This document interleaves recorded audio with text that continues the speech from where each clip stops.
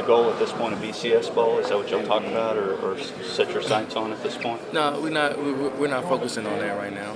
We do understand that we are bowl eligible, and we do understand that we are playing for real games. We are playing for real bowl games, but the bowl game aspect is not a focus of ours right now. The focus of the team right now is UTEP coming in at 8 o'clock this Saturday. When did you think Johnny would play last week? When was it that you were pretty sure you'd have him in the lineup? I mean, well, he was throwing all week, and he just wasn't practicing. So I mean, with a guy like that, the way that he was throwing the ball all week, I mean, you knew he was going to play. It wasn't, coaches, holding him out of practice don't want to overthrow that arm, and but he was throwing the ball pretty good all week. So I mean, we knew. How confident you feel like your offense is right now after such another big explosive game? I mean, we're confident every week, especially with the plan that Coach McKinney gives us. We're always excited to get out there and produce and put up points. On the defense there, as far as getting the ball back to the offense, how encouraging was it to see the pass rush step up to that kind of level, and then that you hadn't seen all year, and then just the defense being able to shut the door after so many of those turnovers? Just defense going out there playing relentless, being exciting to play, feeding off of the 12th man, feeding off of Kyle Field, especially on third downs. You saw defensive guys pumping their arms up to get the crowd into it. Coming to Kyle Field is a tough environment to play, especially on third downs. When the crowd gets into it, it's hard for their opposing offenses to communicate and get their calls and signals or whatever they're going to do. And I think it was just guys flying to the ball and actually being excited to play. What does that do for you guys on offense when you see the defense playing at that level?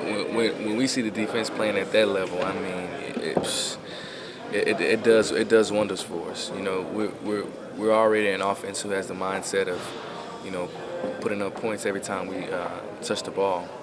But when we see our defense going out there playing like they're capable of playing, I mean, it just it hungers us to get out on the field and feed off of their energy. Was Saturday as complete a team win as you guys have had this year, do you think?